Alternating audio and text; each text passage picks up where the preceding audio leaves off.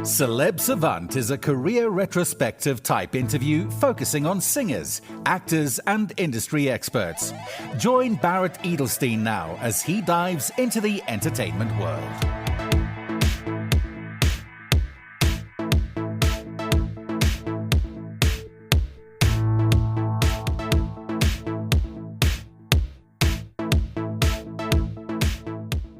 Rita Ushakova is a Toronto-based video editor, colorist, and founder of URtwin Media.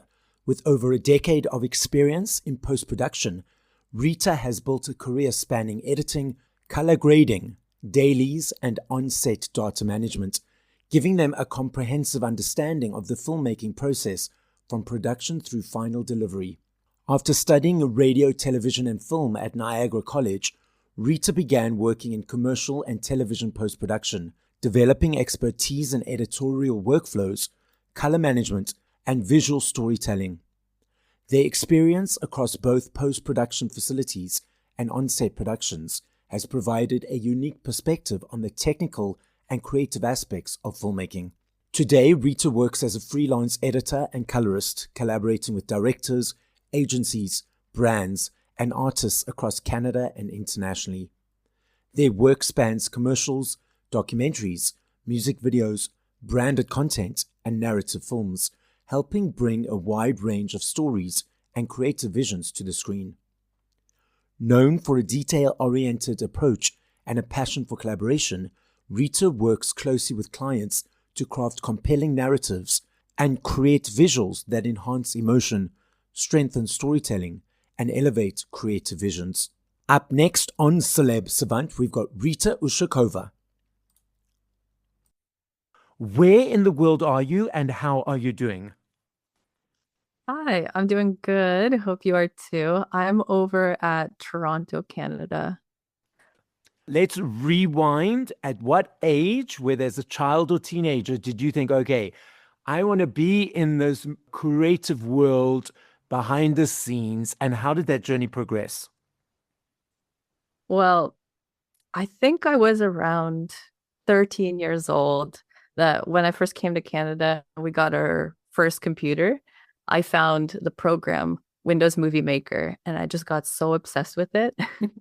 So I started cutting up little videos, and I really found a lot of joy in that. Like I edited anime music videos together and got really obsessed with it. And then when I got my first camcorder, I started a YouTube channel and I started, doing my own little videos and skits, sometimes just talking in front of the camera or sometimes even cosplaying as different anime characters. And I made little stories and silly videos, and I just found so much joy in that. So that's what started my whole career with all that. Even with shooting and all that, I knew I wanted to tell stories, especially in post-production. I just love editing. What were the next steps after that realization that you wanted to do this as a career?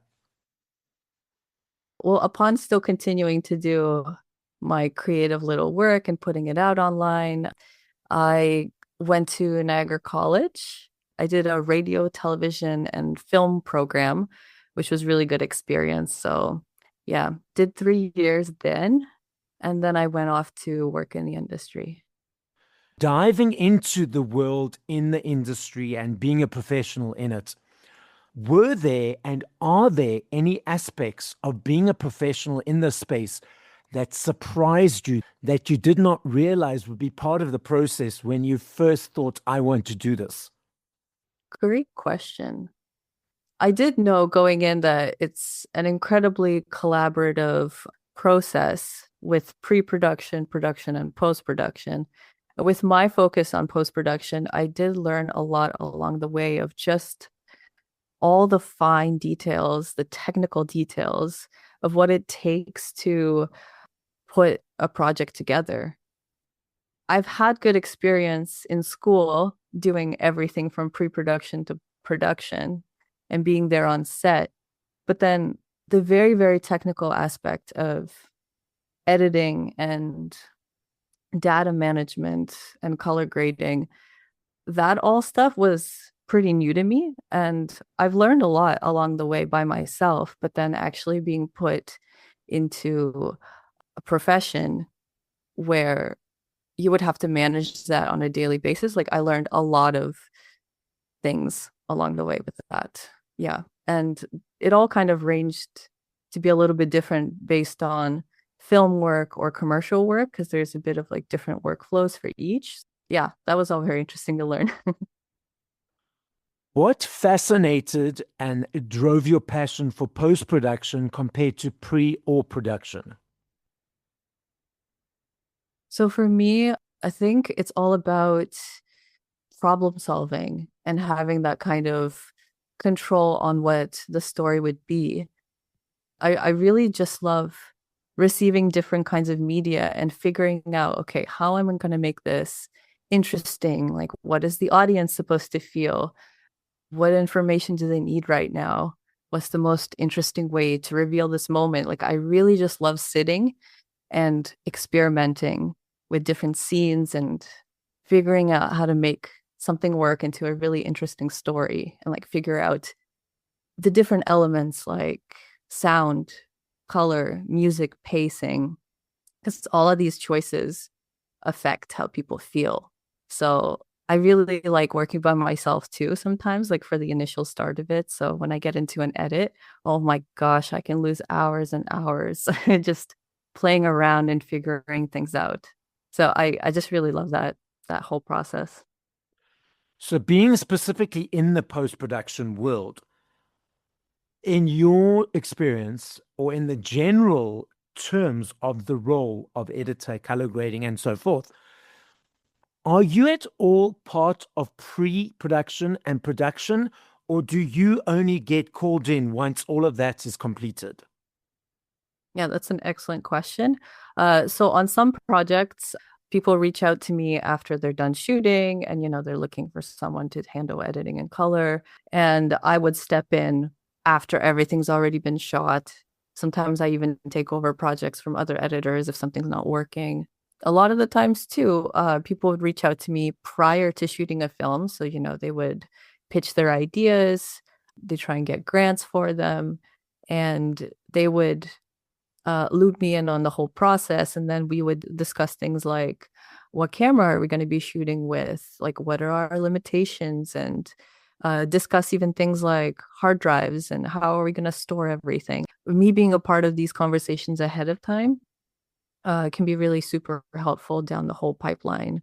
So it's good to be involved ahead of time too. When you've taken over a project from another editor that it has not been working, do you start from scratch or do you take some of what they've done and incorporate that into your work? I always like to look at all the past cuts that have been assembled. And usually, if I'm taking over for somebody, it doesn't always mean that maybe somebody didn't do a fine job. It could be sometimes that like people become unavailable. So I just take over a project. And I love that kind of collaboration to see kind of what other people are working on.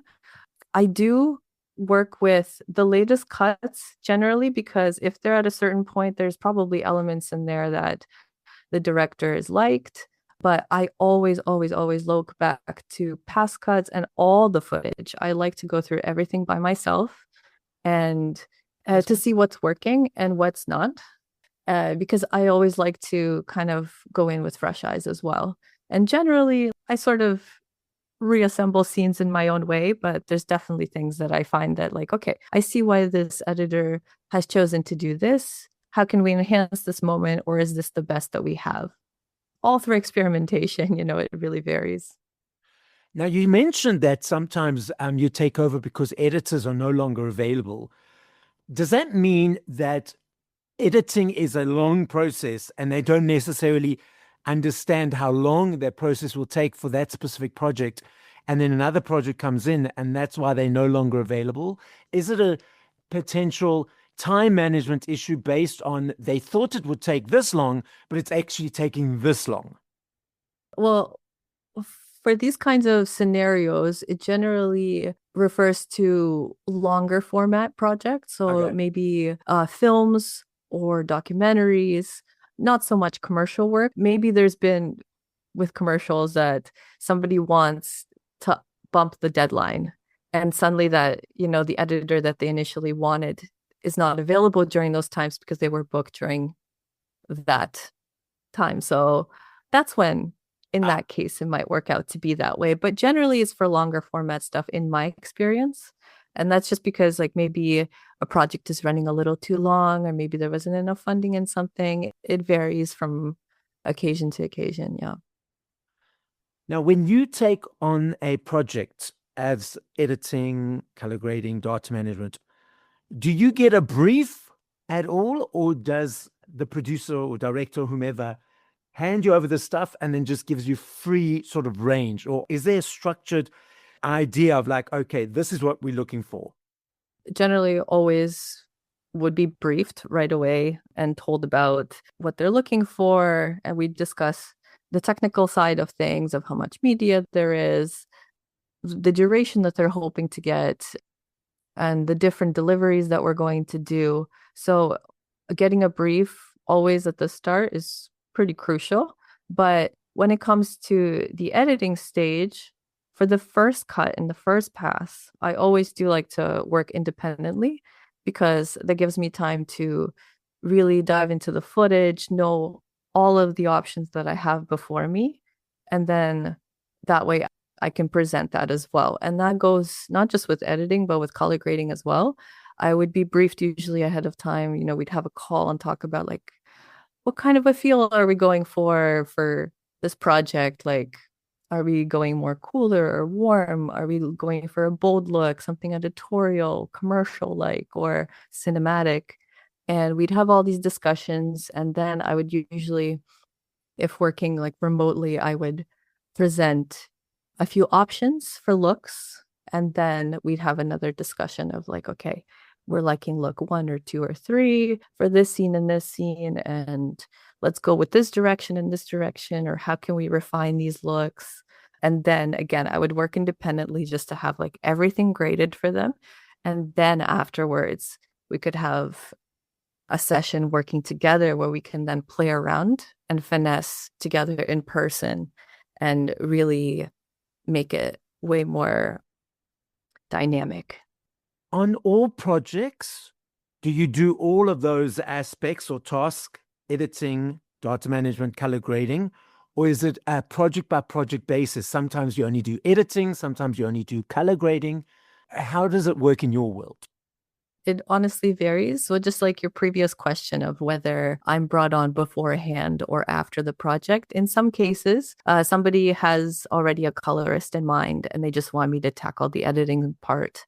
Sometimes it's the other way around. And sometimes, I get to do both, which I'm always very happy about because I really like that kind of creative control. It varies from project to project, which always makes it very fun and exciting. And I like seeing what other people do with what I provide, whether through an edit or through color. Yeah. It's really fun to see it all come together. For the person who does not know, what does it mean to edit in the world of entertainment? Commercials, movies, documentaries. Is it the same process as you tackle each of those type of things? The editing process is mainly focused on the storytelling aspect of a project. So through things like sound, music, and the pacing and things like that, that all comes together to bring in an edit. So you going through all the footage that is already synced and you make your selections, build up a timeline, and then you work closely with the directors to finesse the edit and bring together a story. And that deals with a lot of problem solving because sometimes on set, you might not capture what everyone initially planned for, maybe through some like time constraints. So an editor's job is to problem solve and put together something out of all the masses of media that they receive. And then they focus on things like continuity as well for consistency. That's very, very crucial to kind of immerse the audience in the story. And the editor makes these invisible cuts and changes that keep people engaged. It's things that sometimes work that goes unnoticed, but that's when you know it's good. It's when people don't notice all the little things that the editor puts together. Let's focus specifically on a movie. And again, it might be project by project basis. Out of all the footage that is filmed, compared to what's seen in the end project, is that end project normally 20% of what's filmed, 30% of what's filmed, 40 to 60% what's filmed, or again, is a completely project by project, that's the end result is a percentage of what's completely filmed?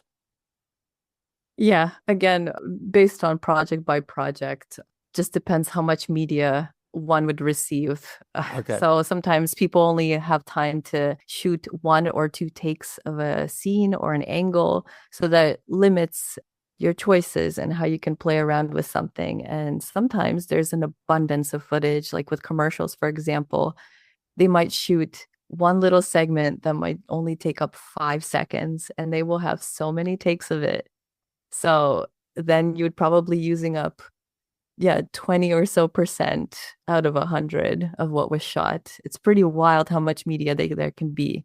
Like for a 30-second commercial, they can be shooting for 8 hours or more. Obviously, you've been doing it for a longer period of time now.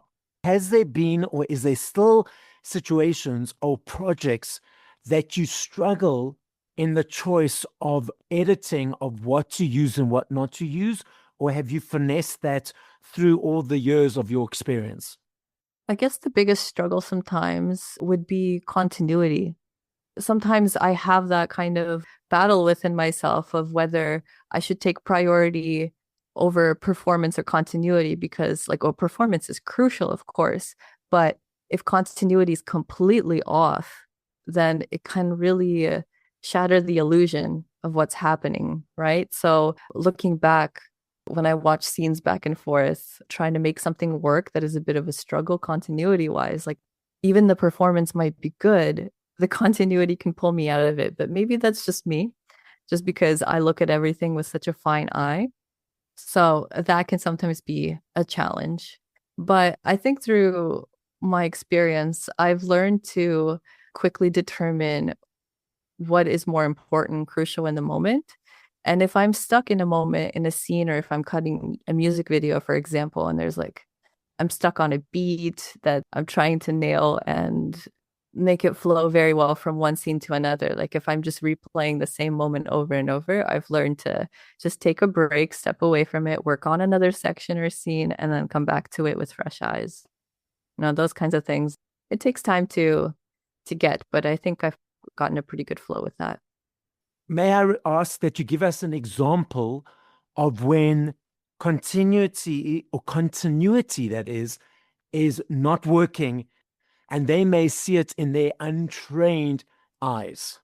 One example that maybe some people have seen this show or not, but I've seen this pop up in various other shows or films various times, where an example in Gilmore Girls, if anyone has seen that, there's a scene where this character is speaking to her friend and they're in a bookstore. They're just having a simple conversation. There's nothing really much going on around them except they're eating a sandwich. And in the background, there's people in the window that keep coming up to look at the bookshop that they're sitting in, basically looking on something outside. And so with this continuity, it really pulled me out of it, where I kept seeing that every time it cut to the one angle of a person, this couple keeps doing the same action over and over in the background.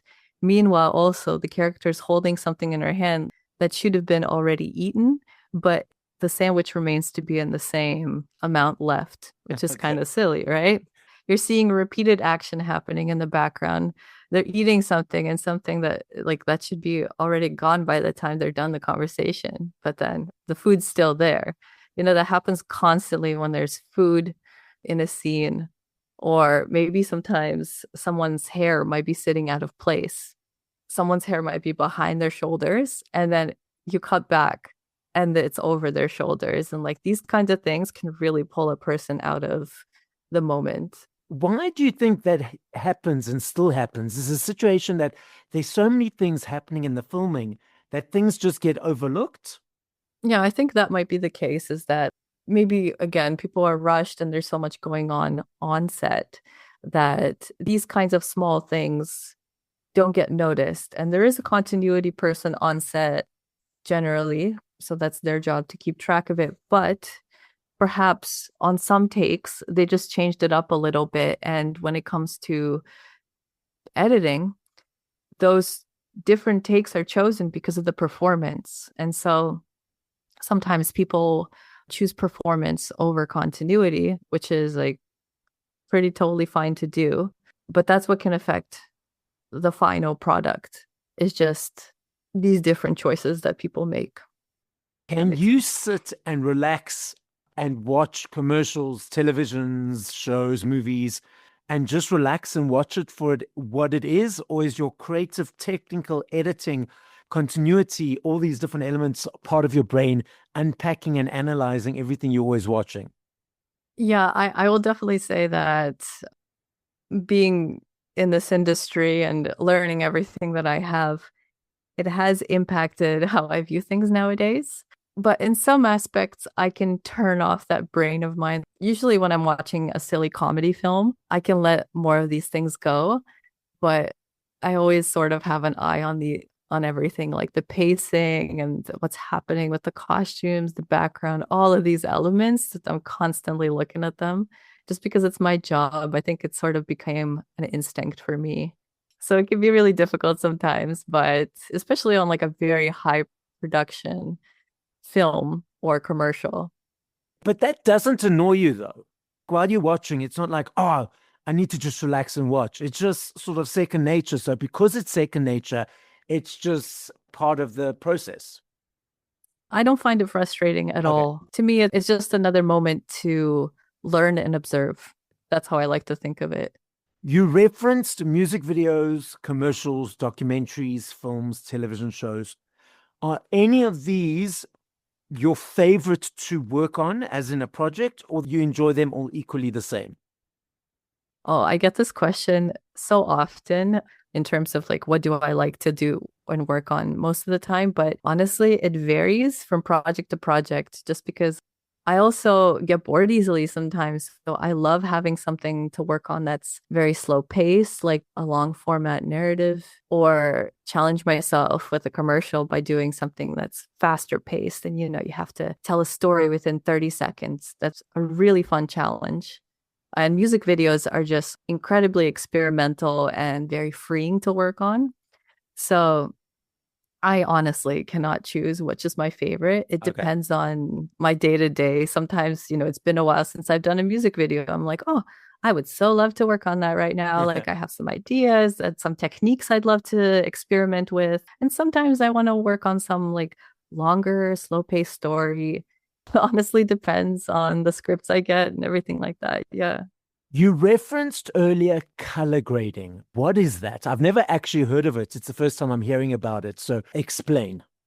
The way I see color grading, it's the final layer of storytelling, I would say. And I always like to call it the cherry on top of my creative work because after setting up the pace and story with editing, I get to then set the tone of the project. And that's what's really fun for me.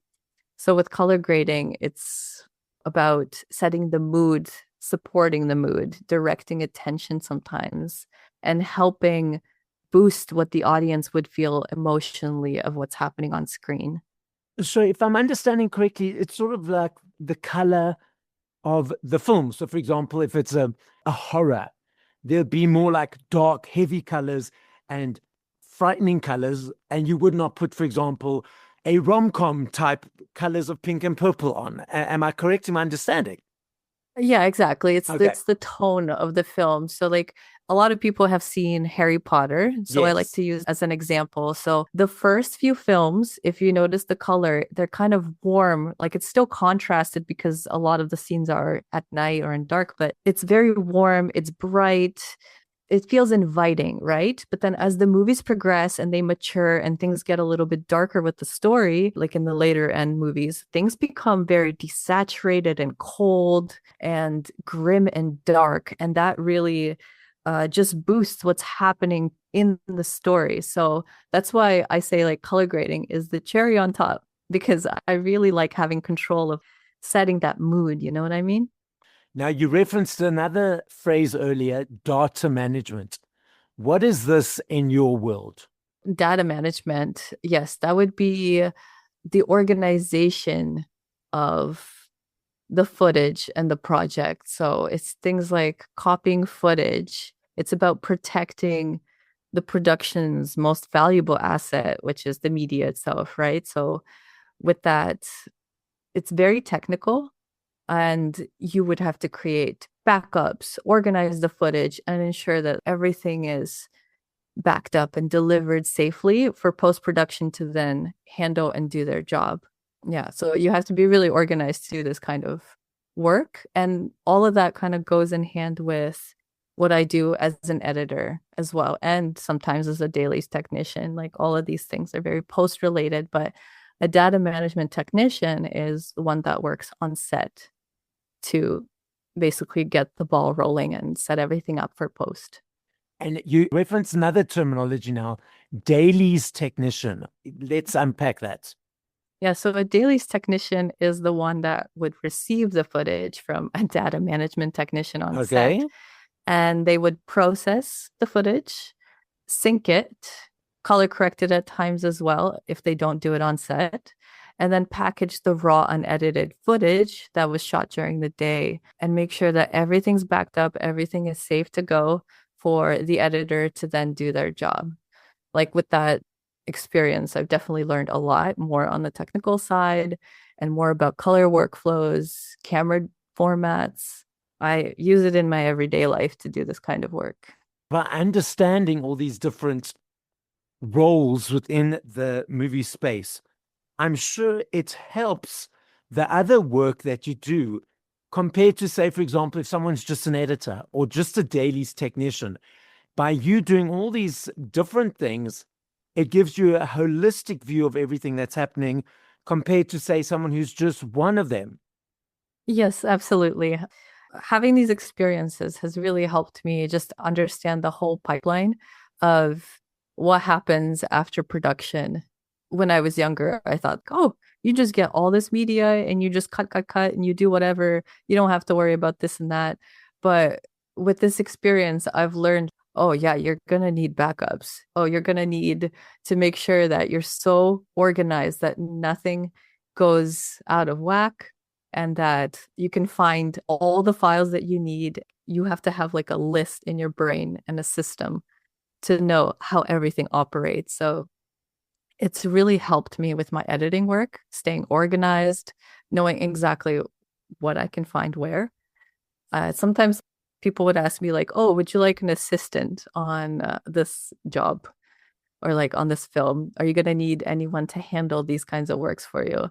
And a lot of the times, just because I've been doing it for so long, I'm like, no, I got it. I can handle it because I have my own little workflow for it. Yes. And it's very efficient and fast. And it makes me just feel very confident going forward when I get to the editing stage. From what you say, and I'm just an observer listening to you, so it sounds like every editor or these different roles, they should all have understandings or understand these workflows, because then it'll help them in all their different other roles. Yeah, absolutely. Like the core of it is just organization and Yes. being also familiar with different camera formats and file formats too.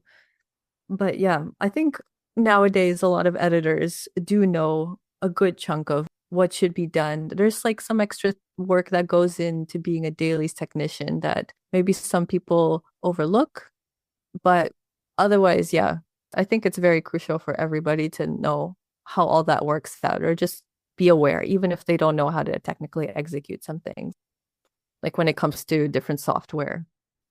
Now, I know it's all very secretive in your guys' world, so what can you tell us is coming up, or is it all hush hush? There's 2 documentaries that I'm working on, and one is called, I think you already know about this one, No Life on Mars. It's a documentary about Sudanese individuals whose lives were interrupted by the breakout of the war. Yes, of Sudan. course. Yeah. Yes. Yeah, for that one, I'm color grading that. Okay. And so that is soon to come out. There's another one called Hair Story that I'm working on, also for color grading by Lucas Press. And it's a film about, or a documentary about how hair carries identity, memory, culture loss, and self-expression and everything like that. Wow, It okay. follows a few individuals who tell about their experiences with their hair and how everything. It's really well put together. And I have also a couple short films that I'm cutting as well, but that's more on the hush hush side right now. Okay. So you're keeping busy. That's amazing. Yeah, I always like to have multiple things on the go. Again, just because sometimes there's delays and I don't know, I'm pretty quick at what I do. So I like to hop in for it back and forth sometimes, you know? So Rita, the podcast is listened to throughout the world. As a final message to the audience, what would you like to say? With how the industry is sort of changing right now with the rise of AI and everything happening, I would say that filmmakers should just keep creating. You know, whether you're into writing, shooting, directing, or cutting, you should never let any of these different factors stop you. With the rise of technology today, the good cameras that are available for everyone, anyone can be a creator. And even though that brings out more competition, one would say, you know, with more creators, more storytellers and filmmakers, one should never be discouraged to keep creating stories. Yeah, it could be really difficult sometimes when you see so many successful people and you wonder, why is my film not lifting off yet? Or why is this project not happening? But that should never let you stop from dreaming and keep working on yourself. And, you know, don't ever compare yourself to others too much. Just keep focusing on you. Thank you for listening to this episode of Celeb Savant. Please follow Barrett on TikTok, Instagram, YouTube, and Facebook at Celeb Savant. That's CelebSavant.